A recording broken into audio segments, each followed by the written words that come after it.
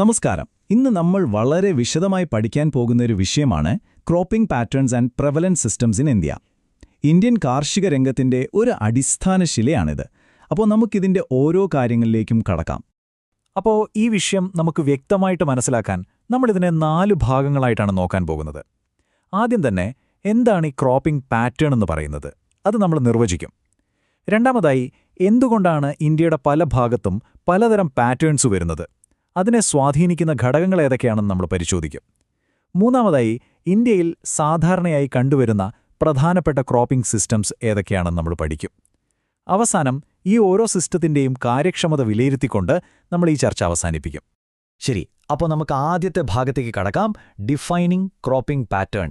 Indian അഗ്രികൾച്ചറിന്റെ ഏറ്റവും അടിസ്ഥാനപരമായ ഒരു കാര്യമാണിത്.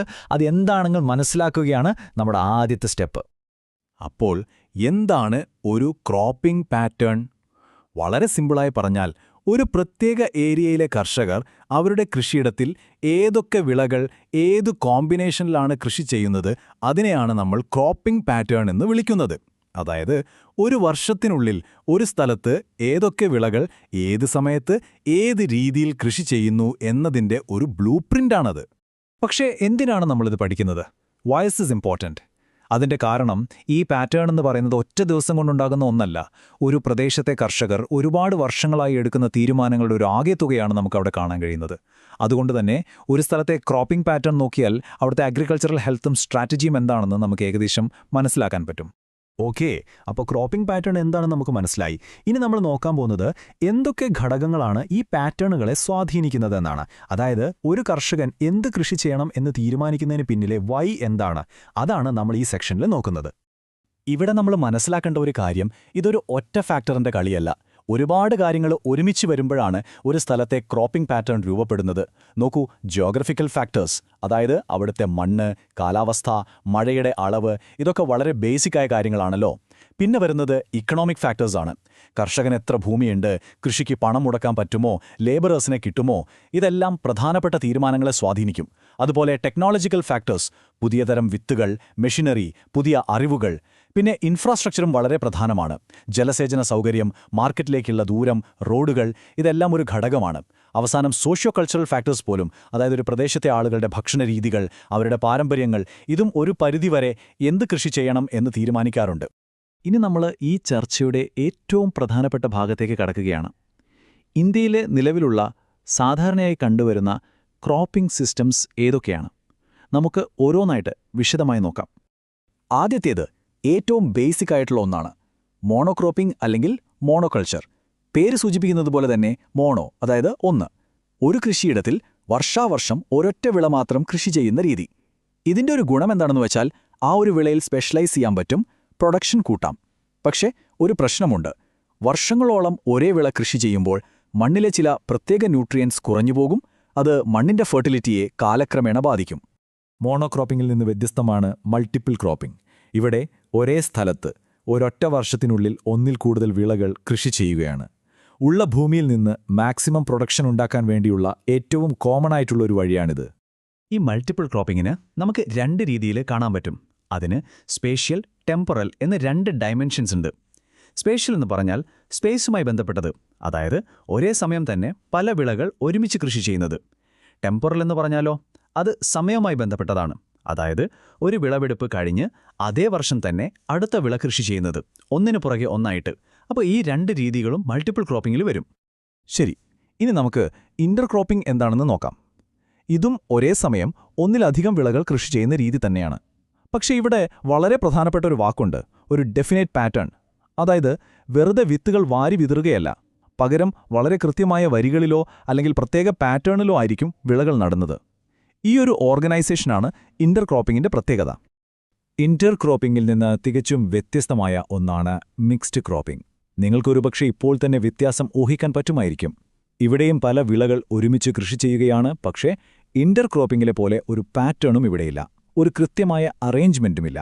പലതരം വിത്തുകൾ ഒന്നിച്ചെടുത്ത് മിക്സ് ചെയ്ത് വിതറുന്ന രീതിയാണത്. ഇവിടെ പ്രധാന ലക്ഷ്യം പ്രൊഡക്ഷൻ കൂട്ടുക എന്നതിനേക്കാൾ റിസ്ക് കുറയ്ക്കുക എന്നതാണ്. പ്രത്യേകിച്ച് മഴയെ മാത്രം ആശ്രയിച്ച് കൃഷി ചെയ്യുന്ന സ്ഥലങ്ങളിൽ ഒരെണ്ണം പോയാലും മറ്റൊന്ന് കിട്ടുമല്ലോ, അതാണ് ഇതിന്റെ ഐഡിയ. ഈ ഇന്റർക്രോപ്പിംഗും മിക്സ്ഡ് ക്രോപ്പിംഗും തമ്മിലുള്ള വ്യത്യാസം നമുക്ക് എപ്പോഴും കൺഫ്യൂഷൻ ഉണ്ടാക്കുന്ന ഒന്നാണ്. അപ്പം നമുക്കിത് ഒരു ടേബിൾ വെച്ച് വളരെ ക്ലിയറായിട്ട് മനസ്സിലാക്കാം. ഒന്നാമത്തെ പോയിന്റ് ഒബ്ജക്റ്റീവ്, അതായത് ലക്ഷ്യം. ഇന്റർക്രോപ്പിംഗിന്റെ ലക്ഷ്യം ഒരു യൂണിറ്റ് സ്ഥലത്ത് നിന്ന് മാക്സിമം പ്രൊഡക്ടിവിറ്റി ഉണ്ടാക്കുക എന്നതാണ്. എന്നാൽ മിക്സ്ഡ് ക്രോപ്പിംഗിലോ അവിടെ വിളനാശം ഒഴിവാക്കുക, റിസ്ക് കുറയ്ക്കുക എന്നതാണ് പ്രധാനം. രണ്ടാമത്തേത് അറേഞ്ച്മെന്റ്. ഇന്റർക്രോപ്പിംഗിൽ ഒരു ഡെഫിനിറ്റ് പാറ്റേൺ ഉണ്ടാവും. മിക്സ്ഡ് ക്രോപ്പിംഗിലോ അങ്ങനെ ഒരു പാറ്റേണുമില്ല, വിത്തുകൾ മിക്സ് ചെയ്താണ് വിധിക്കുന്നത്. മൂന്നാമത്തെ കാര്യം ഫെർട്ടിലൈസർ ആപ്ലിക്കേഷൻ. ഇന്റർക്രോപ്പിംഗിൽ ഓരോ വരിയിലുള്ള വിളയ്ക്കും അതിന്റെ ആവശ്യത്തിനനുസരിച്ച് വളം കൊടുക്കാൻ പറ്റും. പക്ഷേ മിക്സ്ഡ് ക്രോപ്പിംഗിലോ എല്ലാം കൂടെ മിക്സ് ആയതുകൊണ്ട് എല്ലാത്തിനും ഒരുപോലെ വളം കൊടുക്കാനേ പറ്റൂ. അവസാനമായി ഹാർവസ്റ്റിംഗ്. ഇന്റർക്രോപ്പിംഗിൽ വിളകൾ വേറെ വേറെ വലികളിലായതുകൊണ്ട് അവയെ വെവ്വേറെ വിളവെടുത്ത് മാർക്കറ്റ് ചെയ്യാൻ എളുപ്പമാണ്. പക്ഷേ മിക്സ്ഡ് ക്രോപ്പിംഗിൽ എല്ലാം കൂടെ കലർന്നല്ലേ കിടക്കുന്നത്, അപ്പോൾ വിളവെടുക്കാനും അവയെ വേർതിരിക്കാനും കുറച്ച് ബുദ്ധിമുട്ടാണ്. ശരി, അപ്പം നമ്മൾ പ്രധാനപ്പെട്ട സിസ്റ്റങ്ങളെല്ലാം പരിചയപ്പെട്ടു. ഇനി നമ്മുടെ അവസാനത്തെ ഭാഗത്തേക്ക് വരാം. ഇവിടെ നമ്മൾ നോക്കുന്നത് ഈ ഓരോ സിസ്റ്റവും എത്രത്തോളം എഫിഷ്യൻ്റാണ്, അതായത് വിഭവങ്ങളെ എത്ര നന്നായി ഉപയോഗിക്കുന്നു എന്നതാണ്. അതോടൊപ്പം നമ്മൾ ഇതുവരെ സംസാരിച്ച കാര്യങ്ങളൊന്ന് ചുരുക്കി പറയുകയും ചെയ്യും. അപ്പോൾ റിസോഴ്സ് യൂട്ടിലൈസേഷന്റെ കാര്യത്തിൽ ഈ സിസ്റ്റങ്ങൾ എവിടെയാണ് നിൽക്കുന്നത്? മൾട്ടിപ്പിൾ ക്രോപ്പിംഗ് എടുത്താൽ അത് ഭൂമിയും വെള്ളവും ഒരു വർഷം മുഴുവൻ മാക്സിമം ഉപയോഗപ്പെടുത്തുന്നു, ഒരു സമയവും വെറുതെ ഇടുന്നില്ല. ഇന്റർക്രോപ്പിംഗ് ആണെങ്കിലോ അത് സൂര്യപ്രകാശം, ന്യൂട്രിയൻസ്, വെള്ളം ഇങ്ങനെയുള്ള റിസോഴ്സുകളെ വളരെ നന്നായി ഉപയോഗിക്കാൻ സഹായിക്കുന്നു. മിക്സ്ഡ് ക്രോപ്പിംഗിന്റെ ഏറ്റവും വലിയ എഫിഷ്യൻസി വരുന്നത് റിസ്ക് കുറയ്ക്കുന്നതിലാണ്, പ്രത്യേകിച്ച് കാലാവസ്ഥ പ്രവചിക്കാൻ പറ്റാത്ത സ്ഥലങ്ങളിൽ. അവസാനം മോണോക്രോപ്പിംഗ്. നല്ല ഇറിഗേഷനൊക്കെയുള്ള ഒരു വിളയ്ക്ക് സ്പെഷ്യലൈസ് ചെയ്ത സ്ഥലങ്ങളിൽ ഇത് വളരെ എഫിഷ്യൻ്റാണ്. പക്ഷേ നമ്മൾ നേരത്തെ പറഞ്ഞ പോലെ ദീർഘകാലത്തേക്ക് ഇത് മണ്ണിന്റെ ഫെർട്ടിലിറ്റിയെ നെഗറ്റീവായിട്ട് ബാധിക്കാൻ സാധ്യതയുണ്ട്. അപ്പോൾ ഇത്രയും നേരം നമ്മൾ സംസാരിച്ച കാര്യങ്ങൾ ഒന്ന് ചുരുക്കി പറഞ്ഞാൽ ഇന്ത്യയിൽ പ്രധാനമായും കണ്ടുവരുന്ന 4 ക്രോപ്പിംഗ് സിസ്റ്റംസ് ഇവയാണ്. 1 മോണോക്രോപ്പിംഗ്, 2 മൾട്ടിപ്പിൾ ക്രോപ്പിംഗ്, 3 ഇന്റർക്രോപ്പിംഗ്, പിന്നെ 4ാമത്തത് മിക്സ് ക്രോപ്പിംഗ്. ഇവിടെ നമ്മൾ ഓർക്കേണ്ട ഒരു കാര്യം, ഇതിൽ ഏതെങ്കിലും ഒന്ന് നല്ലത് മറ്റേത് മോശം എന്ന രീതിയിൽ കാണാൻ പറ്റില്ല. ഓരോ സിസ്റ്റത്തിനും അതിൻ്റേതായ ഗുണങ്ങളുണ്ട്, അതിൻ്റേതായ സാഹചര്യങ്ങളുമുണ്ട്. ഇന്ത്യ പോലെ ഇത്രയും വൈവിധ്യമുള്ള ഒരു രാജ്യത്ത് ഓരോ പ്രദേശത്തിൻ്റെയും ആവശ്യത്തിനനുസരിച്ച് ശരിയായ സിസ്റ്റം തിരഞ്ഞെടുക്കുക എന്നത് അവിടുത്തെ കർഷകരുടെ ജീവിതത്തെയും രാജ്യത്തിന്റെ ഭക്ഷ്യസുരക്ഷയും നേരിട്ട് ബാധിക്കുന്ന ഒരു കാര്യമാണ്. നമസ്കാരം. നമ്മൾ ഇന്ന് നോക്കാൻ പോകുന്നത് ഇന്ത്യൻ കാർഷിക മേഖലയിലെ വളരെ പ്രധാനപ്പെട്ട 2 മാറ്റങ്ങളെക്കുറിച്ചാണ്. ഒന്ന്, നമ്മുടെ കർഷകർ എന്ത് കൃഷി ചെയ്യുന്നു, എങ്ങനെ കൃഷി ചെയ്യുന്നു എന്ന രീതി, അതായത് ക്രോപ്പിംഗ് പാറ്റേൺസ് മാറിക്കൊണ്ടിരിക്കുകയാണ്. 2, അതിനോടൊപ്പം തന്നെ ആനിമൽ റിയറിംഗ് അഥവാ മൃഗപരിപാലനം നമ്മുടെ ഗ്രാമീണ സമ്പദ്വ്യവസ്ഥയുടെ ഒരു പുതിയ ശക്തിയായി മാറുന്നു. അപ്പോൾ പരീക്ഷയ്ക്ക് തയ്യാറെടുക്കുന്ന നിങ്ങൾക്ക് ഇന്ത്യൻ ഇക്കോണമി മനസ്സിലാക്കാൻ ഈ 2 കാര്യങ്ങളും അറിയേണ്ടത് അത്യാവശ്യമാണ്. നമുക്കിതിലേക്ക് ഒന്ന് ആഴത്തിലിറങ്ങിച്ചെല്ലാം. 46.1%. ഇതൊരു വെറും സംഖ്യയല്ല. ഒന്നാലോചിച്ചു നോക്കൂ. ഇന്ത്യയിലെ ജനസംഖ്യയുടെ ഏതാണ്ട് പകുതിയോളം പേരുടെ ജീവിതം കൃഷിയുമായി നേരിട്ട് ബന്ധപ്പെട്ട് കിടക്കുന്നു. അതുകൊണ്ടാണ് നമ്മൾ എപ്പോഴും പറയുന്നത് കൃഷി ഇന്ത്യൻ സമ്പദ്വ്യവസ്ഥയുടെ നട്ടെല്ലാണെന്ന്. ശരി, നമ്മൾ ക്രോപ്പിംഗ് പാറ്റേൺ മാറുന്നു എന്ന് പറഞ്ഞല്ലോ. അപ്പോൾ എന്താണ് ഈ ക്രോപ്പിംഗ് പാറ്റേൺ? വളരെ ലളിതമായി പറഞ്ഞാൽ, ഒരു പ്രത്യേക സ്ഥലത്തെ കർഷകർ അവിടുത്തെ മണ്ണിനും കാലാവസ്ഥയ്ക്കും സാമ്പത്തിക സാഹചര്യങ്ങൾക്കുമൊക്കെ അനുസരിച്ച് ഏതൊക്കെ വിളകളാണ് കൃഷി ചെയ്യുന്നത് എന്നതിന്റെ ഒരു രീതിയാണിത്. ഇതൊരിക്കലും സ്ഥിരമായിരിക്കില്ല, കാലത്തിനനുസരിച്ച് മാറിക്കൊണ്ടേയിരിക്കും. അപ്പോ ഇന്ത്യയുടെ ഈ ക്രോപ്പിംഗ് പാറ്റേൺ കാലത്തിനനുസരിച്ച് എങ്ങനെയാണ് മാറിയത്? വെറും സ്വന്തം ആവശ്യത്തിനു വേണ്ടി മാത്രം, അതായത് സബ്സിസ്റ്റൻസ് ഫാമിംഗിൽ നിന്ന് മാർക്കറ്റിൽ വിറ്റ് ലാഭമുണ്ടാക്കുന്ന, സർപ്ലസ് ഉണ്ടാക്കുന്ന ഒരു ഘട്ടത്തിലേക്ക് നമ്മൾ എങ്ങനെ എത്തിച്ചേർന്നു എന്ന് നോക്കാം. നമുക്ക് ഈ യാത്രയെ ഒരു 3 ഘട്ടങ്ങളായിട്ട് കാണാം. ആദ്യത്തേത് ഹരിത വിപ്ലവത്തിന് മുൻപുള്ള കാലം, അതായത് പ്രീ ഗ്രീൻ റെവല്യൂഷൻ. അന്ന് കൃഷി എന്ന് പറഞ്ഞാൽ കുടുംബത്തിന്റെ വിശപ്പടക്കാനുള്ള ഒരു മാർഗം മാത്രമായിരുന്നു. പിന്നെ വന്നു ഗ്രീൻ റെവല്യൂഷൻ 1965 ശേഷം. ടെക്നോളജി ഉപയോഗിച്ച് നെല്ലിന്റെയും ഗോതമ്പിന്റെയും ഉൽപ്പാദനം കൂട്ടി രാജ്യത്തിന് മുഴുവൻ ഭക്ഷ്യസുരക്ഷ ഉറപ്പാക്കുക എന്നതായിരുന്നു ലക്ഷ്യം. മൂന്നാമതായി 1991 സാമ്പത്തിക പരിഷ്കരണങ്ങൾക്ക് ശേഷം ലോകം നമുക്ക് മുന്നിൽ തുറന്നു. അതോടെ കർഷകർ കൂടുതൽ ലാഭം തരുന്ന കൊമേഴ്ഷ്യൽ ഫാമിംഗിലേക്ക് ശ്രദ്ധ കേന്ദ്രീകരിക്കാൻ തുടങ്ങി. ആ ഒരു യാത്രയുടെ തുടർച്ചയാണ് നമ്മളിപ്പോൾ കാണുന്നത്. പാരമ്പര്യഗത ഭക്ഷ്യധാന്യങ്ങളിൽ നിന്ന് കർഷകരുടെ ഫോക്കസ് പതിയെ മാറുകയാണ്, കൂടുതൽ പണം കിട്ടുന്ന വാണിജ്യ വിളകളിലേക്ക്. ഇതൊരു ചെറിയ മാറ്റമല്ല, ഇന്ത്യൻ അഗ്രികൾച്ചറിലെ ഒരു പുതിയ രീതി തന്നെയാണത്. ഈ ചാർട്ടിലേക്കൊന്ന് നോക്കിയേ. ഈ മാറ്റം എത്രത്തോളം വലുതാണെന്ന് നിങ്ങൾക്ക് മനസ്സിലാവും. ഭക്ഷ്യധാന്യങ്ങൾ കൃഷി ചെയ്യുന്ന സ്ഥലത്തിന്റെ അളവ് കാലക്രമേണ കുറഞ്ഞു വരുന്നത് കാണാം. അതേസമയം പഴങ്ങളും പച്ചക്കറികളും ഉൾപ്പെടുന്ന ഹോർട്ടിക്കൾച്ചർ വിളകളും മറ്റു വാണിജ്യ വിളകളും കൃഷി ചെയ്യുന്ന സ്ഥലം കൂടിക്കൂടി വരികയാണ്. അപ്പോ എന്തുകൊണ്ടാണ് ഇങ്ങനെയൊരു മാറ്റം? ഇതിന് പല കാരണങ്ങളുണ്ട്. പ്രധാനമായും നമ്മുടെയെല്ലാം വരുമാനം കൂടി. ഒരുപാട് പേർ നഗരങ്ങളിലേക്ക് മാറി. അതോടെ നമ്മുടെ ഭക്ഷണ രീതികളും മാറി, അല്ലേ? ആളുകൾ കൂടുതൽ പഴങ്ങളും പച്ചക്കറികളും കഴിക്കാൻ തുടങ്ങി. ഡിമാൻഡ് കൂടിയപ്പോൾ സ്വാഭാവികമായും കർഷകർ കൂടുതൽ വിലകിക്കുന്ന ഈ ഹൈ വാല്യൂ വിളകളിലേക്ക് തിരിഞ്ഞു. ഒപ്പം കയറ്റുമതി പ്രോത്സാഹിപ്പിക്കുന്ന സർക്കാർ നയങ്ങളും ഇതിന് ആക്കം കൂട്ടി. പക്ഷേ ഈ മാറ്റത്തിന് ഒരു മറുവശം കൂടിയുണ്ട്. ഈ ഉദ്ധരണി പറയുന്നത് പോലെ നമ്മൾ വാണിജ്യവിളകൾക്ക് കൂടുതൽ പ്രാധാന്യം നൽകുമ്പോൾ ഭക്ഷ്യ എണ്ണ പോലുള്ള അത്യാവശ്യ സാധനങ്ങൾക്ക് ഇറക്കുമതിയെ കൂടുതൽ ആശ്രയിക്കേണ്ടി വരും. പുറം രാജ്യങ്ങളിൽ എന്തെങ്കിലും പ്രശ്നമുണ്ടായാൽ അത് നമ്മുടെ നാട്ടിലെ വിലകളെയും ബാധിക്കാം. അപ്പൊ സംഗതി ഒരു ബാലൻസിംഗിലാണ് നിൽക്കുന്നത്. അപ്പൊ നമ്മൾ വിളകളുടെ കാര്യം പറഞ്ഞു. ഇനി നമുക്ക് കഥയുടെ അടുത്ത ഭാഗത്തേക്ക് വരാം. ഗ്രാമീണ സമ്പദ്വ്യവസ്ഥയെ താങ്ങി നിർത്തുന്ന ഒരു പുതിയ സൂപ്പർസ്റ്റാർ. അതാണ് ആനിമൽ റിയറിംഗ് അഥവാ മൃഗപരിപാലനം. ഇത് കാർഷിക രംഗത്തെ പുതിയൊരു ഗ്രോത്ത് എഞ്ചിനായി മാറിക്കഴിഞ്ഞു. ഈ കണക്കു നോക്കൂ, 30.23%. അതായത് നമ്മുടെ കാർഷിക മേഖലയിൽ നിന്നുള്ള മൊത്തം വരുമാനമായ ഗ്രോസ് വാല്യൂ ആഡഡിന്റെ ഏതാണ്ട് 1/3 ഭാഗവും വരുന്നത് ഈ മൃഗപരിപാലനത്തിൽ നിന്നാണ്. അതിൽ നിന്ന് തന്നെ ഇതിന്റെ പ്രാധാന്യം വ്യക്തമാണല്ലോ. 17 ലക്ഷം കോടി രൂപ. ഇതൊരു ചെറിയ സംഖ്യയല്ല. 2023 മൃഗപരിപാലന മേഖലയുടെ മാത്രം ഔട്ട്പുട്ട് വാല്യൂ ആണിത്. ഏറ്റവും രസകരമായ കാര്യമെന്താണെന്ന് വെച്ചാൽ നമ്മൾ ഏറ്റവും പ്രധാനപ്പെട്ട വിളകളായി കണക്കാക്കുന്ന നെല്ലിന്റെയും ഗോതമ്പിന്റെയും ആകെ മൂല്യത്തേക്കാൾ കൂടുതലാണിത്. അപ്പോ കാര്യം വ്യക്തമല്ലേ? മൃഗപരിപാലനം ഇനിയൊരു സൈഡ് ബിസിനസ് അല്ല. ഇനി ഇതിന്റെ വളർച്ചയുടെ കാര്യം നോക്കാം.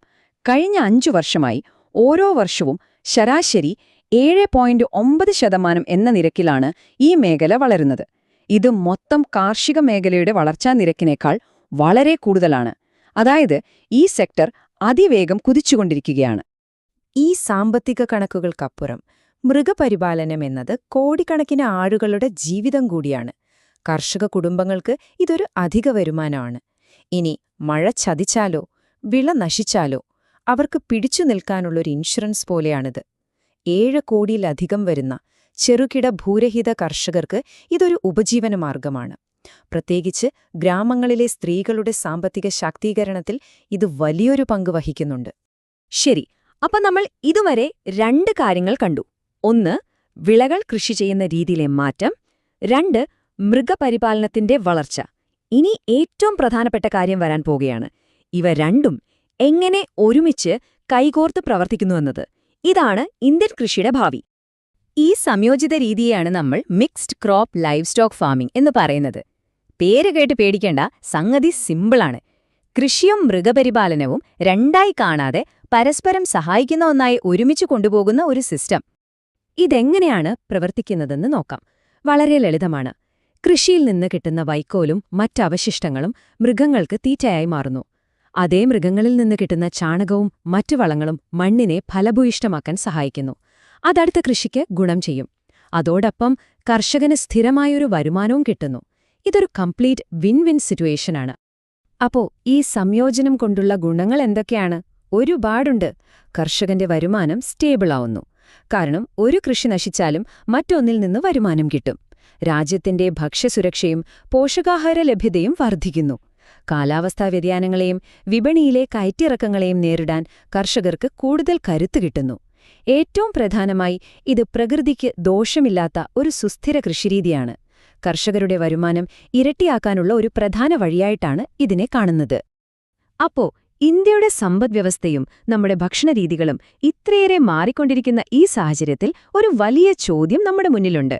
വിളകളെയും മൃഗപരിപാലനത്തെയും ഒരുമിപ്പിക്കുന്ന ഈ സംയോജിത രീതി തന്നെയാണോ യഥാർത്ഥത്തിൽ ഒരു ആത്മനിർഭർ, അതായത് സ്വയം പര്യാപ്തമായ ഒരു കാർഷിക ഭാവിയുടെ താക്കോൽ? ചിന്തിക്കുക. നന്ദി. നമസ്കാരം. ഇന്ത്യൻ ഇക്കണോമിയുടെ, പ്രത്യേകിച്ച് അഗ്രികൾച്ചറൽ ഇക്കണോമിക്സിന്റെ വളരെ പ്രധാനപ്പെട്ട ഒരു വിഷയമാണ് നമ്മളിന്ന് ചർച്ച ചെയ്യുന്നത്. The economics of food grain procurement. Government എങ്ങനെയാണ് ഭക്ഷ്യധാന്യങ്ങളുടെ വില നിശ്ചയിക്കുന്നത്? ഇതിന്റെ പിന്നിലെ കണക്കുകൾ എന്തൊക്കെയാണ്? നമുക്ക് വിശദമായിട്ട് തന്നെ നോക്കാം. ഈ വിഷയം മനസ്സിലാക്കാൻ നമ്മൾ 4 ഭാഗങ്ങളായിട്ടാണ് മുന്നോട്ടു പോകുന്നത്. ആദ്യം കർഷകന് കിട്ടുന്ന വിലയെക്കുറിച്ച് സംസാരിക്കും. പിന്നെ അത് സാധാരണക്കാരന്, അതായത് ഉപഭോക്താവിന് കിട്ടുന്ന വിലയെക്കുറിച്ച്. അതിനുശേഷം സർക്കാരിന് വരുന്ന മൊത്തം ചിലവ് എത്രയാണെന്ന് നോക്കും. അവസാനം വിപണിയിലെ വില നിയന്ത്രിക്കാൻ ഉപയോഗിക്കുന്ന ഒരു സംവിധാനത്തെക്കുറിച്ചും നമ്മൾ ചർച്ച ചെയ്യും. അപ്പോ നമുക്ക് തുടങ്ങിയാലോ? നമ്മുടെ ആദ്യത്തെ സെക്ഷൻ ഇതാണ്, ദ പ്രൈസ് ഫോർ ഫാമേഴ്സ്. ഇവിടെയാണ് എല്ലാം തുടങ്ങുന്നത്. കർഷകർക്ക് സർക്കാർ നൽകുന്ന വില ഉറപ്പിൽ നിന്നും. നമ്മൾ പ്രധാനമായും MSPയും പണ്ടുണ്ടായിരുന്ന പ്രൊക്യൂർമെന്റ് പ്രൈസും തമ്മിലുള്ള വ്യത്യാസമാണ് ഇവിടെ നോക്കാൻ പോകുന്നത്. അപ്പോൾ എന്താണ് ഈ മിനിമം സപ്പോർട്ട് പ്രൈസ് അഥവാ MSP? ഇത് ശരിക്കും പറഞ്ഞാൽ കർഷകർക്കുള്ള ഒരു തരം ഇൻഷുറൻസ് പോളിസിയാണ്. വിപണിയിൽ വില എത്ര ഇടിഞ്ഞാലും സർക്കാർ ഈ പറഞ്ഞ മിനിമം വിലയ്ക്ക് ഉൽപ്പന്നം വാങ്ങുമെന്ന് ഒരു ഉറപ്പ് കൊടുക്കുകയാണ്. ഇതിലെ ഏറ്റവും പ്രധാനപ്പെട്ട കാര്യം എന്താണെന്ന് വെച്ചാൽ ഇത് വിതയ്ക്കുന്ന സീസണിന് മുൻപേ പ്രഖ്യാപിക്കും. അതുകൊണ്ട് ഏത് വിള കൃഷി ചെയ്യണം എന്ന് തീരുമാനിക്കാൻ കർഷകർക്കിത് വലിയൊരു സഹായമാണ്. എന്നാൽ പണ്ട് പ്രൊക്യൂർമെന്റ് പ്രൈസ് എന്ന് പറയുന്ന മറ്റൊരു വില കൂടി ഉണ്ടായിരുന്നു. അത് വിളവെടുപ്പിനു തൊട്ടുമുൻപാണ് പ്രഖ്യാപിച്ചിരുന്നത്. കർഷകരിൽ നിന്ന് കൂടുതൽ ധാന്യം ഗവൺമെന്റിലേക്ക് തന്നെ കിട്ടാൻ വേണ്ടി ഒരു ഇൻസെന്റീവ് എന്ന നിലയ്ക്ക്. ഇത് പലപ്പോഴും MSPയേക്കാൾ കുറച്ചുകൂടി ഉയർന്ന ഒരു വിലയായിരുന്നു. പക്ഷേ അതൊക്കെ പണ്ടത്തെ കാര്യം.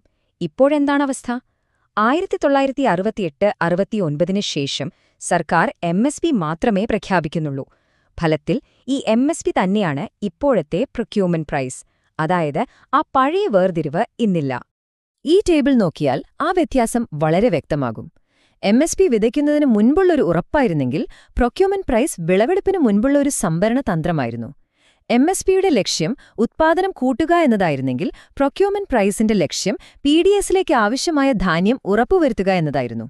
എന്നാൽ ഇന്ന് ആ രണ്ടാമത്തെ ആശയം MSPയിൽ ലയിച്ചുപോയിരിക്കുന്നു. ശരി, അപ്പൊ ഗവൺമെന്റ് കർഷകരിൽ നിന്ന് ധാന്യം വാങ്ങി. ഇനി അടുത്ത ഘട്ടം, ഇത് ഉപഭോക്താക്കളിലേക്ക് എത്തുമ്പോൾ ഉള്ള വില എന്താണ്? അതാണ് നമ്മൾ അടുത്തതായി നോക്കാൻ പോകുന്നത്, the concept of issue price. എന്താണ് ഈ ഇഷ്യൂ പ്രൈസ്? വളരെ ലളിതമായി പറഞ്ഞാൽ, നമ്മുടെ റേഷൻ കടകൾ വഴി വിതരണം ചെയ്യാനായി ഫുഡ് കോർപ്പറേഷൻ ഓഫ് ഇന്ത്യ അഥവാ FCI യുടെ ഗോഡൌണുകളിൽ നിന്ന് സംസ്ഥാന സർക്കാരുകൾ ഭക്ഷ്യധാന്യങ്ങൾ വാങ്ങുന്ന വിലയാണ് ഇഷ്യൂ പ്രൈസ്.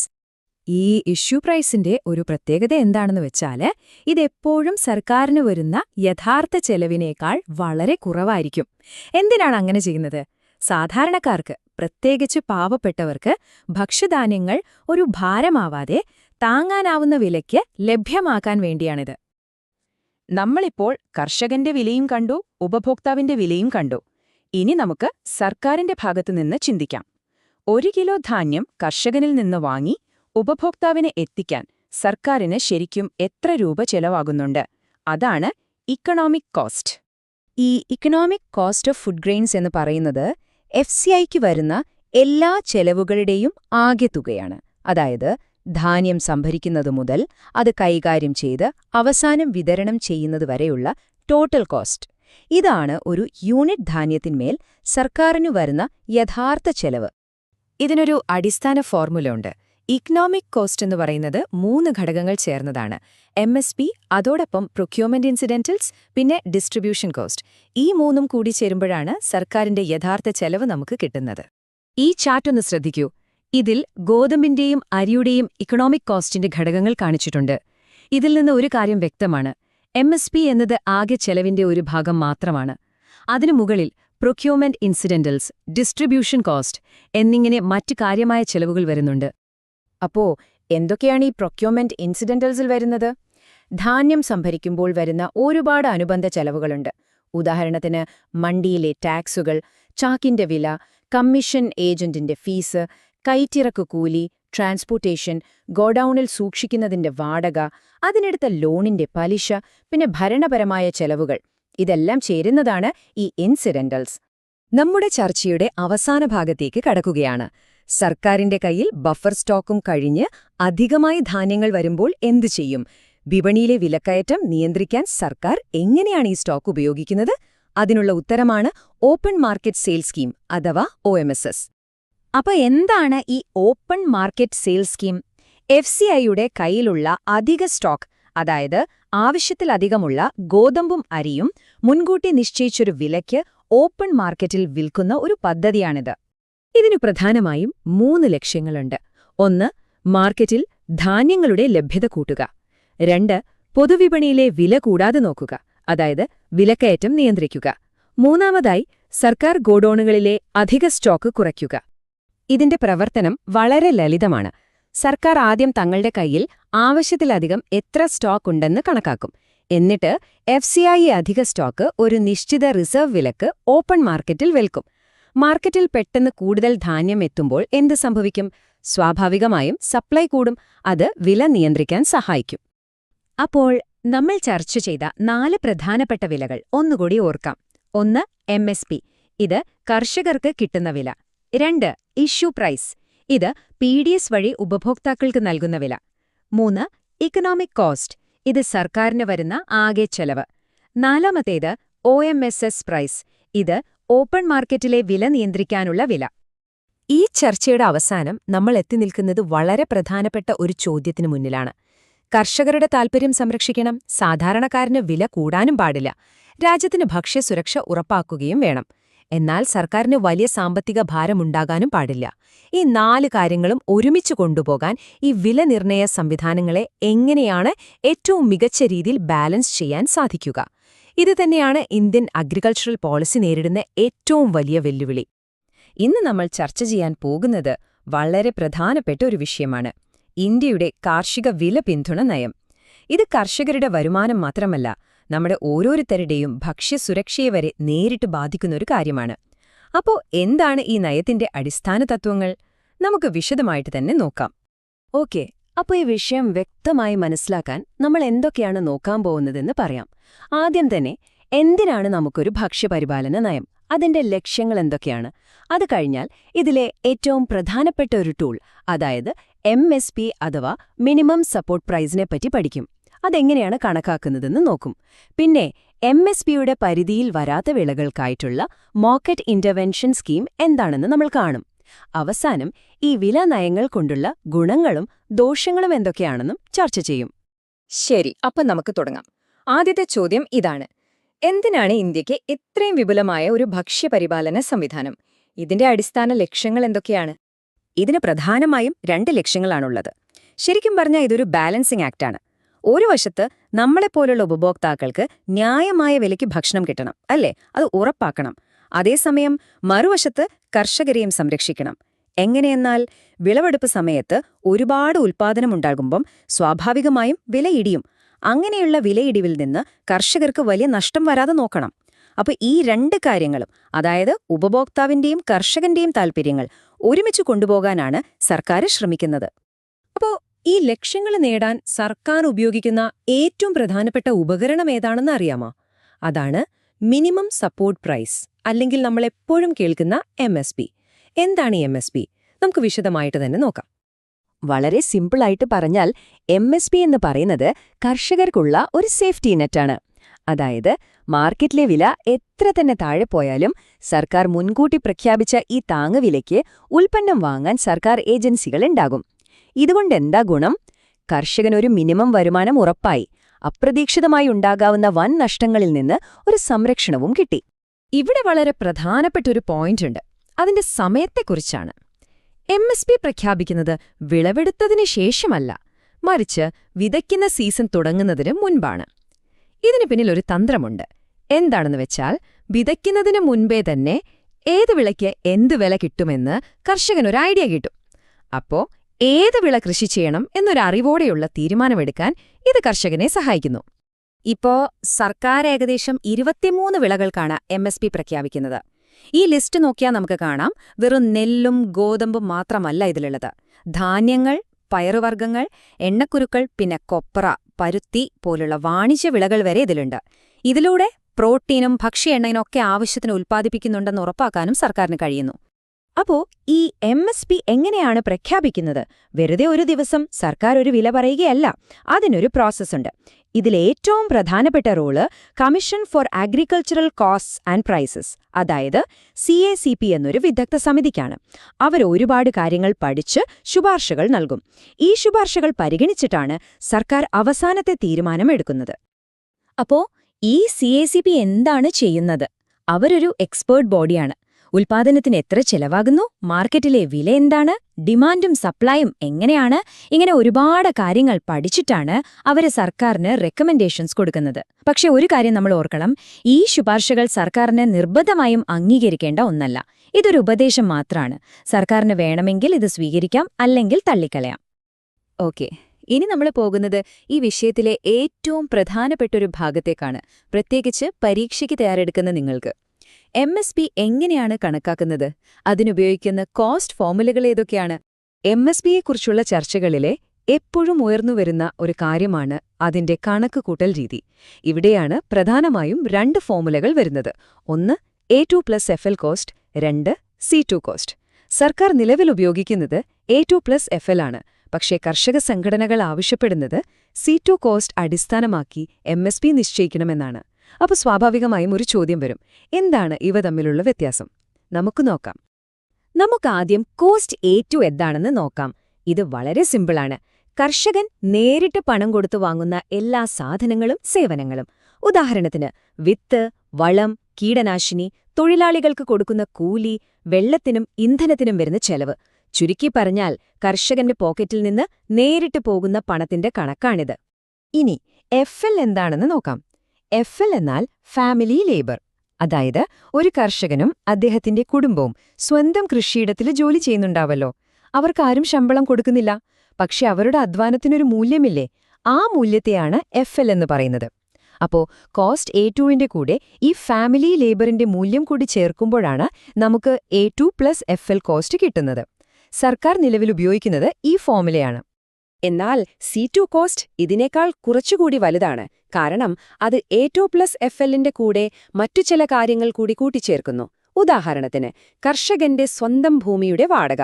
ആ ഭൂമി മറ്റാർക്കെങ്കിലും പാട്ടത്തിന് കൊടുത്തിരുന്നെങ്കിൽ ഒരു വരുമാനം കിട്ടുമായിരുന്നില്ലേ? അതുപോലെ സ്വന്തം ട്രാക്ടറോ മറ്റു മെഷീനുകളോ ഉണ്ടെങ്കിൽ അതിന്റെ മൂലധനത്തിന്റെ പലിശ. ഈ നഷ്ടപ്പെടുന്ന വരുമാനം കൂടി C2 കോസ്റ്റിൽ കണക്കാക്കും. അതുകൊണ്ടുതന്നെ C2 കോസ്റ്റ് എപ്പോഴും A2+FL കോസ്റ്റിനേക്കാൾ കൂടുതലായിരിക്കും.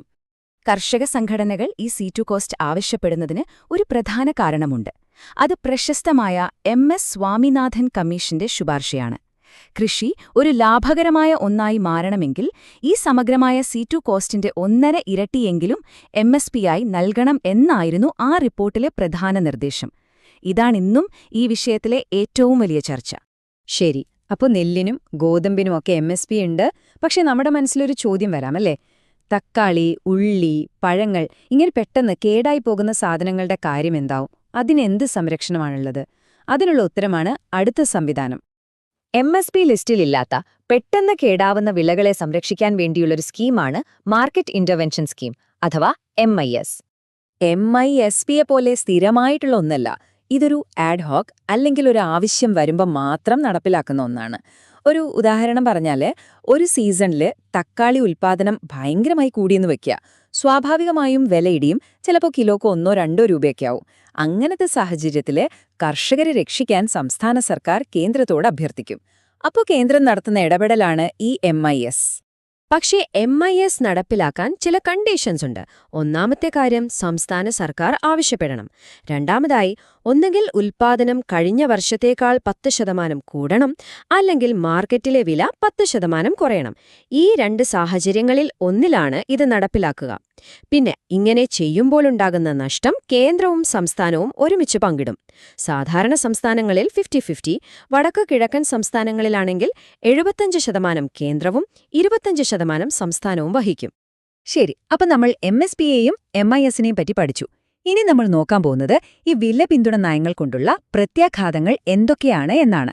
അതായത് ഇത് കർഷകരുടെ തീരുമാനങ്ങളെയും മൊത്തത്തിലുള്ള വിപണിയെയും എങ്ങനെയാണ് സ്വാധീനിക്കുന്നത്. ആദ്യം നമുക്ക് ഇതിന്റെ നല്ല വശങ്ങൾ നോക്കാം. ഏറ്റവും പ്രധാനപ്പെട്ട കാര്യം, ഇത് കർഷകർക്ക് ഒരു വരുമാന സ്ഥിരത നൽകുന്നു. വില ഇടിവിൽ നിന്ന് അവരെ സംരക്ഷിക്കുന്നു. പിന്നെ നമ്മുടെ പൊതുവിതരണ സമ്പ്രദായം, അതായത് റേഷൻ കടകൾ വഴി നൽകാനാവശ്യമായ ഭക്ഷ്യധാന്യങ്ങൾ രാജ്യത്ത് തന്നെ ഉൽപ്പാദിപ്പിക്കുന്നു എന്ന് ഉറപ്പാക്കാൻ MSP സഹായിക്കുന്നുണ്ട്. അതുമാത്രമല്ല, ഒരു മിനിമം വില കിട്ടുമെന്ന് ഉറപ്പുള്ളതുകൊണ്ട് കർഷകർക്ക് പുതിയ ടെക്നോളജി ഉപയോഗിക്കാനും കൃഷിയിൽ കൂടുതൽ ഇൻവെസ്റ്റ് ചെയ്യാനും ഒരു ധൈര്യം കിട്ടുന്നു. എന്നാൽ എല്ലാത്തിനും ഒരു മറുവശമുണ്ടാകുമല്ലോ. അതുപോലെ ഇതിനും ചില വിമർശനങ്ങളുണ്ട്.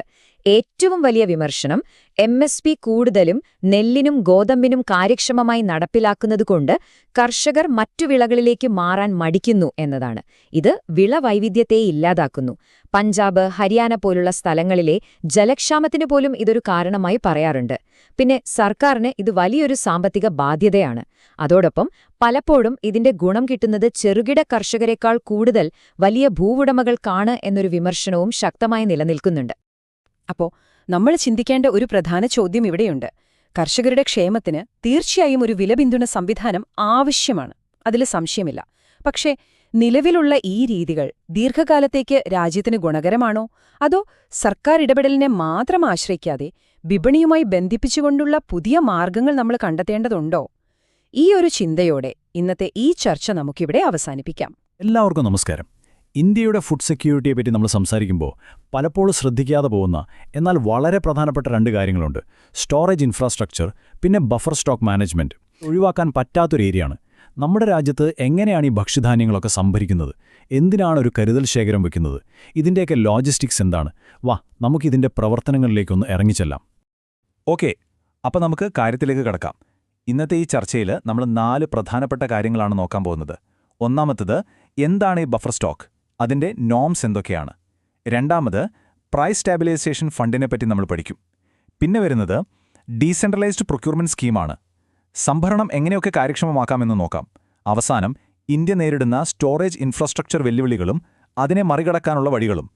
ശരി, അപ്പോൾ നമുക്ക് ആദ്യം തന്നെ ഈ മുഴുവൻ സിസ്റ്റത്തിൻ്റെയും അടിത്തറയായ ബഫർ സ്റ്റോക്ക്, അതിൻ്റെ നിയമങ്ങൾ എന്നിവയിൽ നിന്ന് തന്നെ തുടങ്ങാം. അപ്പോൾ എന്താണ് ഈ ബഫർ സ്റ്റോക്ക് എന്ന് പറഞ്ഞാൽ? വളരെ സിമ്പിളാണ്. ഗവൺമെന്റ് സൂക്ഷിക്കുന്ന അരി, ഗോതമ്പ് പോലുള്ള ധാന്യങ്ങളുടെ ഒരു കരുതൽ ശേഖരമാണിത്. എന്തിനാണിത് വെച്ചിരിക്കുന്നത് എന്ന് ചോദിച്ചാൽ, 1. മാർക്കറ്റിലെ വിലയിൽ വലിയ ഏറ്റക്കുറച്ചിലുകൾ വരാതെ നോക്കാൻ. 2. പ്രകൃതി ദുരന്തങ്ങളോ മറ്റോ വന്നാൽ നേരിടാൻ. പിന്നെ ഏറ്റവും പ്രധാനമായി രാജ്യത്തിന്റെ ഭക്ഷ്യസുരക്ഷ ഉറപ്പാക്കാനും. ഈയൊരു ആശയം, അതായത് ഈയൊരു സിസ്റ്റം ഇന്ത്യയിൽ വരുന്നത് 1969-ലാണ്. ഇനി ഈ ബഫർ സ്റ്റോക്ക് നിലനിർത്തുന്നതിന്റെ പ്രധാന ലക്ഷ്യങ്ങൾ എന്തൊക്കെയാണെന്ന് നമുക്ക് കുറച്ചുകൂടി ഡീറ്റെയിൽ ആയിട്ട് നോക്കാം. ഒന്നാമതായിട്ട്, രാജ്യത്തിന്റെ ഫുഡ് സെക്യൂരിറ്റിക്ക് ആവശ്യമായ ഒരു മിനിമം സ്റ്റോക്ക് എപ്പോഴും കയ്യിലുണ്ടാകണം. രണ്ടാമത്, നമ്മുടെ റേഷൻ കടകൾ വഴി നൽകുന്ന ധാന്യങ്ങളില്ലേ, അതായത് PDS പോലുള്ള സ്കീമുകൾക്ക് വേണ്ട ധാന്യങ്ങൾ സപ്ലൈ ചെയ്യണം. പിന്നെ തീരെ പ്രതീക്ഷിക്കാത്ത സാഹചര്യങ്ങൾ, അതായത് വെള്ളപ്പൊക്കം, വരൾച്ച അങ്ങനെയൊക്കെ വന്നാൽ ഉപയോഗിക്കാനായിരിക്കണം. 4ാമത്തെ പോയിന്റ്, ഓപ്പൺ മാർക്കറ്റിൽ ഇടപെട്ട് വില പിടിച്ചു നിർത്തുക. ഇതെല്ലാമാണ് ഇതിന്റെ കോർ ഒബ്ജക്റ്റീവ്സ്. ഓക്കെ, ഇനി ഈ സ്റ്റോക്ക് എത്ര വേണം എന്നതിന് ഗവൺമെന്റിന് കൃത്യമായ കണക്കുകളുണ്ട്. ഇതിനെയാണ് ബഫർ നോംസ് എന്ന് പറയുന്നത്. ഈ ടേബിൾ ഒന്ന് നോക്കൂ. ഓരോ ക്വാർട്ടറിന്റെയും തുടക്കത്തിൽ എത്ര സ്റ്റോക്ക് വേണം എന്നതിൽ കാണാം. ഉദാഹരണത്തിന് ഏപ്രിൽ 1-ന് 21.04 മില്യൺ ടൺ വേണം. പക്ഷേ ജൂലൈ 1-ാം തീയതി ആകുമ്പോഴേക്കും അത് 41.12 മില്യൺ ടണ്ണായി ഉയരുന്നത് കണ്ടോ? എന്താ കാരണം? ആ സമയത്താണ് റാബി വിളവെടുപ്പൊക്കെ കഴിഞ്ഞ് ധാന്യങ്ങൾ ധാരാളമാണ് സംഭരിക്കുന്നത്. അപ്പോൾ ഈ നോംസ് കൃത്യമായി പാലിക്കുക എന്നത് ഫുഡ് സെക്യൂരിറ്റിക്ക് വളരെ വളരെ പ്രധാനപ്പെട്ട ഒരു കാര്യമാണ്.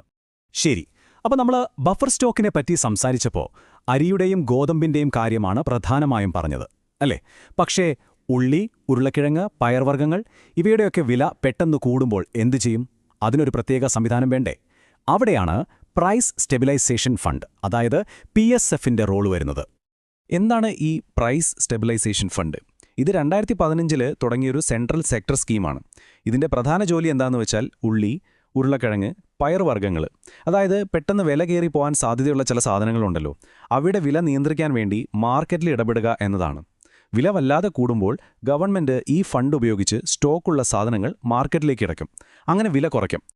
ഇതിന്റെ ഒരു പവർ മനസ്സിലാക്കാനൊരു ഉദാഹരണം ഞാൻ പറയാം. ഈ അടുത്ത സമയത്ത് ഉള്ളി വില വല്ലാതെ കൂടിയപ്പോൾ ഗവൺമെന്റ് ഈ PSF ഉപയോഗിച്ച് 4.7 ലക്ഷം മെട്രിക് ടൺ റാബി ഉള്ളിയാണ് സംഭരിച്ചത്. എന്തിനാ? മാർക്കറ്റിലെ വില പിടിച്ചു നിർത്താൻ. അപ്പോൾ ഗവൺമെന്റിന്റെ ഇടപെടൽ എത്രത്തോളം വലുതാണെന്ന് നിങ്ങൾക്ക് ഇതൊന്ന് മനസ്സിലാക്കാം. ഓക്കെ, ഇനി നമുക്ക് അടുത്ത ഒരു പ്രധാനപ്പെട്ട കാര്യത്തിലേക്ക് കടക്കാം. ഡീസെൻട്രലൈസ്ഡ് പ്രൊക്യൂർമെന്റ് സ്കീം അഥവാ DCP. സംഭരണ രീതിയിൽ തന്നെ ഒരു വലിയ മാറ്റം കൊണ്ടുവന്നൊരു പദ്ധതിയാണിത്.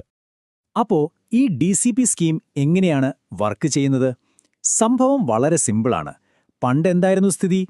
ഫുഡ് കോർപ്പറേഷൻ ഓഫ് ഇന്ത്യ, അതായത് FCI ആയിരുന്നു രാജ്യത്തെ മൊത്തം സംഭരണം നടത്തിയിരുന്നത്.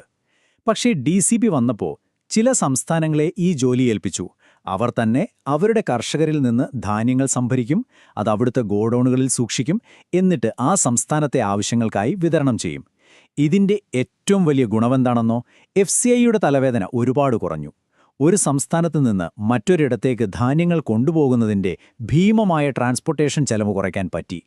ഇതിന് സംസ്ഥാനങ്ങൾക്ക് വരുന്ന അധിക ചെലവ് സെന്റർ സബ്സിഡിയായിട്ട് നൽകും. അപ്പോൾ ഇങ്ങനെ അധികാരം വികേന്ദ്രീകരിക്കുന്നതുകൊണ്ട് ഒരുപാട് ഗുണങ്ങളുണ്ട്. ഒന്നാമത്, കൂടുതൽ കർഷകർക്ക് MSPയുടെ ഗുണം കിട്ടാൻ തുടങ്ങി.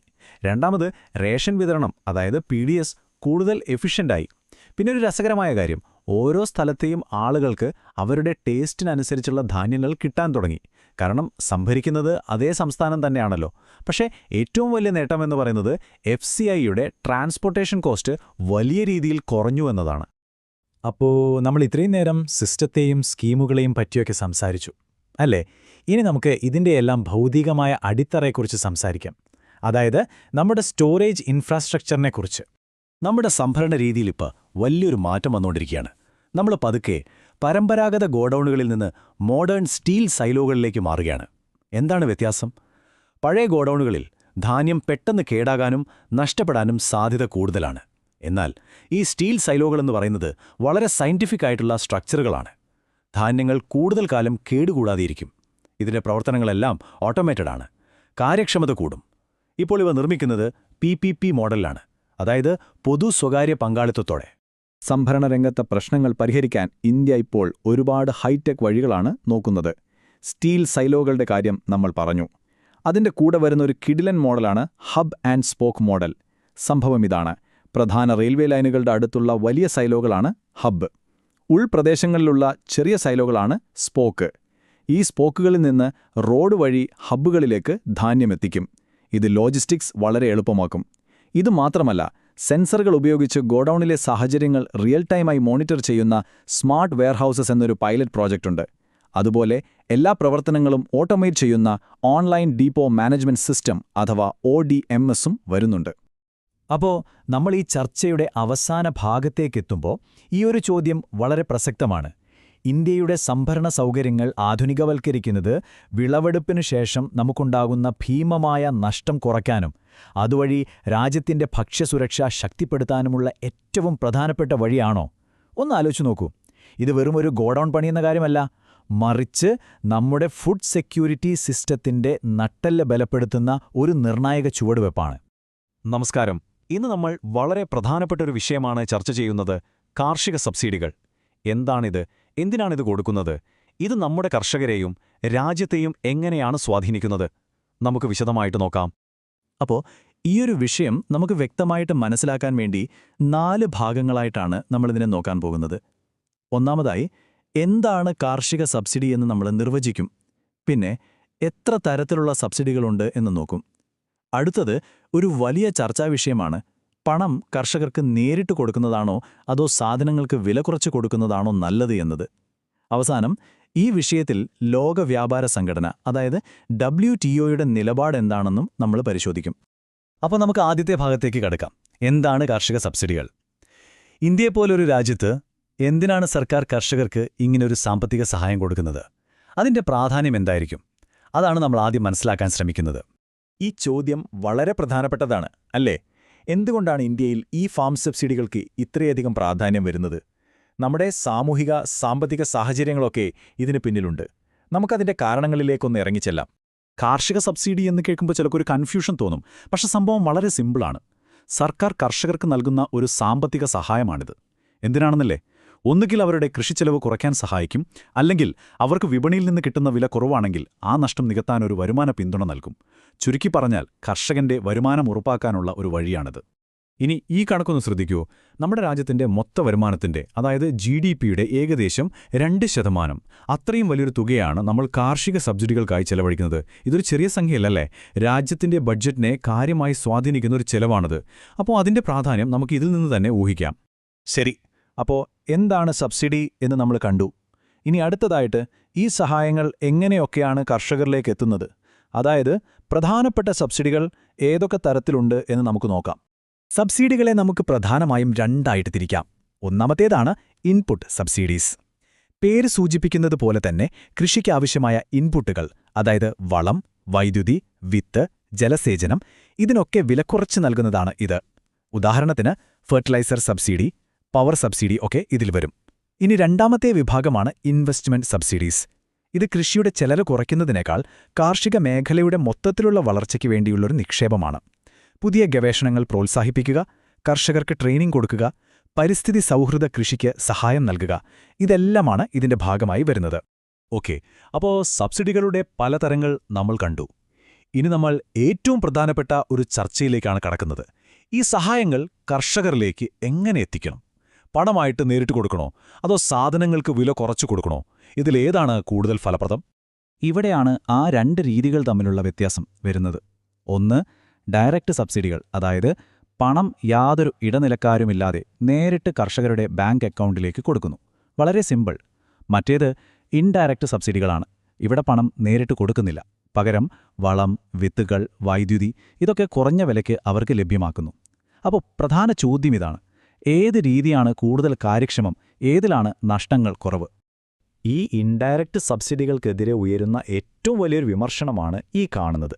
യഥാർത്ഥത്തിൽ ഈ സഹായങ്ങൾ ലക്ഷ്യം വയ്ക്കുന്നത് ആരെയാണ്? ചെറുകിട ഇടത്തരം കർഷകരെയാണല്ലേ? പക്ഷെ പലപ്പോഴും സംഭവിക്കുന്നത് എന്താണെന്ന് വെച്ചാൽ ഇതിന്റെ സിംഹഭാഗവും പ്രയോജനപ്പെടുത്തുന്നത് വൻകിട സാമ്പത്തിക ശേഷിയുള്ള വൻകിട കർഷകരാണ്. അപ്പോൾ സഹായം ഏറ്റവും കൂടുതൽ ആവശ്യമുള്ളവരിലേക്ക് എത്തുന്നില്ല എന്നൊരു ഗുരുതരമായ പ്രശ്നം ഇവിടെയുണ്ട്. അപ്പോൾ ഈയൊരു പ്രശ്നം പരിഹരിക്കാനാണ് സർക്കാർ പുതിയൊരു സംവിധാനവുമായി മുന്നോട്ട് വന്നത്. അതാണ് ഡയറക്റ്റ് ബെനിഫിറ്റ് ട്രാൻസ്ഫർ, അല്ലെങ്കിൽ നമ്മൾ കേട്ടിട്ടുള്ള DBT. ഇതിന്റെ ലക്ഷ്യം വളരെ വ്യക്തമാണ്: ഇടനിലക്കാരെയും ചോർച്ചകളെയും ഒഴിവാക്കി സഹായധനം നേരിട്ട് അർഹതപ്പെട്ട ആളുടെ കൈകളിലേക്ക്, അതായത് ബാങ്ക് അക്കൗണ്ടിലേക്ക് എത്തിക്കുക. ഈ DBTയുടെ ഏറ്റവും മികച്ച ഉദാഹരണങ്ങളിലൊന്നാണ് PM കിസാൻ പദ്ധതി, അതായത് പ്രധാൻമന്ത്രി കിസാൻ സമ്മാൻ നിധി. ഈ പദ്ധതി പ്രകാരം യോഗ്യരായ കർഷകർക്ക് പ്രതിവർഷം 6000 രൂപ ഉറപ്പായ വരുമാന പിന്തുണ ലഭിക്കും. ഇത് 2000 രൂപയുടെ 3 ഗഡുക്കളായിട്ടാണ് കൊടുക്കുന്നത്, അതും നേരെ അവരുടെ ബാങ്ക് അക്കൗണ്ടിലേക്ക്. ആധാർ വെരിഫിക്കേഷനൊക്കെ ഉള്ളതുകൊണ്ട് വ്യാജന്മാരെയും അനർഹരെയും ഒഴിവാക്കാൻ ഇതൊരുപാട് സഹായിക്കുന്നുണ്ട്. ഇതുവരെ നമ്മൾ സംസാരിച്ചത് ഇന്ത്യയിലെ കാര്യങ്ങളാണ്. ഇനി നമുക്ക് വിഷയം കുറച്ചുകൂടി വിശാലമായ ഒരു തലത്തിലേക്ക് കൊണ്ടുപോകാം. ഇന്ത്യയുടെ ഈ സബ്സിഡി നയങ്ങളെ ലോകമെങ്ങനെയാണ് കാണുന്നത്? പ്രത്യേകിച്ച് ലോക വ്യാപാര സംഘടനയായ WTOക്ക് ഇതിനെക്കുറിച്ച് എന്താണ് പറയാനുള്ളത്? നമുക്ക് നോക്കാം. ലോക വ്യാപാര സംഘടന, അതായത് WTO, രാജ്യങ്ങൾ നൽകുന്ന സബ്സിഡികളെ തരംതിരിക്കാൻ രസകരമായൊരു സംവിധാനം ഉപയോഗിക്കുന്നുണ്ട്. ഒരു ട്രാഫിക് ലൈറ്റ് സിസ്റ്റം പോലെ. അതായത് ഒരു സബ്സിഡി അന്താരാഷ്ട്ര വ്യാപാരത്തെ എത്രത്തോളം മോശമായി ബാധിക്കുന്നു എന്നതിനെ ആശ്രയിച്ച് അതിനെ പച്ച, മഞ്ഞ, ആംബർ, നീല എന്നിങ്ങനെ തരംതിരിക്കും. ഇവിടെയാണ് കാര്യങ്ങൾ കുറച്ചുകൂടി സങ്കീർണമാകുന്നത്. ശ്രദ്ധിച്ചു കേൾക്കണം. ഒന്നാമത്തേത് ഗ്രീൻ ബോക്സ് സബ്സിഡികളാണ്. ട്രാഫിക് ലൈറ്റിലെ പച്ച പോലെ തന്നെ ഇതിന് പ്രശ്നമൊന്നുമില്ല, കാരണം ഇവ അന്താരാഷ്ട്ര വ്യാപാരത്തെ കാര്യമായി ബാധിക്കില്ല. അതുകൊണ്ട് എത്ര വേണമെങ്കിലും കൊടുക്കാം. ഗവേഷണം, കർഷകർക്ക് പരിശീലനം നൽകുന്നത് പോലുള്ള കാര്യങ്ങൾ ഇതിൽ വരും. പക്ഷേ അടുത്തതാണ് പ്രശ്നം: ആംബർ ബോക്സ്. ഇന്ത്യയുടെ ഏറ്റവും പ്രധാനപ്പെട്ട സബ്സിഡികളായ MSP, fertiliser subsidy, power subsidy എന്നിവയെല്ലാം വരുന്നത് ഈ ആംബർ ബോക്സിലാണ്. WTOയുടെ കാഴ്ചപ്പാടിൽ ഇവ ലോകവ്യാപാരത്തെ താറുമാറാക്കുന്ന ട്രേഡ് ഡിസ്റ്റോർട്ടിംഗ് സബ്സിഡികളാണ്. അതുകൊണ്ട് ഇവയ്ക്ക് കർശനമായ നിയന്ത്രണങ്ങൾ വേണമെന്നാണ് അവർ പറയുന്നത്. അപ്പോൾ ഇതാണ് ഇന്ത്യയും WTOയും തമ്മിലുള്ള പ്രധാന തർക്കവിഷയം. നമ്മുടെ രാജ്യത്തെ കോടിക്കണക്കിന് കർഷകരെ സഹായിക്കാനായി നമ്മൾ നടപ്പിലാക്കുന്ന നയങ്ങൾ WTOയുടെ നിയമങ്ങളുമായി പൊരുത്തപ്പെടുന്നില്ല. ഈ ആംബർ ബോക്സ് സബ്സിഡികൾ ഒരു രാജ്യത്തിന്റെ മൊത്തം കാർഷിക ഉൽപ്പാദനത്തിന്റെ 10% കൂടാൻ പാടില്ല എന്നാണ് വികസ്വര രാജ്യങ്ങൾക്കുള്ള നിയമം. ഈ പരിധി മറികടക്കുന്നു എന്ന ആരോപണം ഇന്ത്യ എപ്പോഴും നേരിടുന്നുണ്ട്. ഇത് അന്താരാഷ്ട്ര ചർച്ചകളിൽ നമുക്ക് വലിയൊരു തലവേദനയാണ്. അപ്പോൾ നമ്മൾ എത്തി നിൽക്കുന്നത് വളരെ നിർണായകമായൊരു ചോദ്യത്തിലാണ്. ഒരു വശത്ത് നമ്മുടെ കോടിക്കണക്കിന് കർഷകരുടെ ക്ഷേമം, മറുവശത്ത് WTOയുടെ അന്താരാഷ്ട്ര വ്യാപാര നിയമങ്ങൾ. ഈ രണ്ടും ഒരുപോലെ മുന്നോട്ട് കൊണ്ടുപോകാൻ ഇന്ത്യക്ക് സാധിക്കുമോ? കർഷകരുടെ താൽപ്പര്യങ്ങൾ ബലികഴിക്കാതെ തന്നെ WTO നിയമങ്ങൾക്ക് അനുസൃതമായി നമ്മുടെ സബ്സിഡി നയങ്ങൾ പരിഷ്കരിക്കാൻ നമുക്ക് കഴിയുമോ? ഈ ഒരു ചിന്തയോടെ നമുക്ക് ഇന്നത്തെ ഈ വിശകലനം അവസാനിപ്പിക്കാം. ഇതിനൊരു ഉത്തരം കണ്ടെത്തേണ്ടത് നമ്മുടെ രാജ്യത്തിന്റെ ഭാവിക്ക് അത്യാവശ്യമാണ്.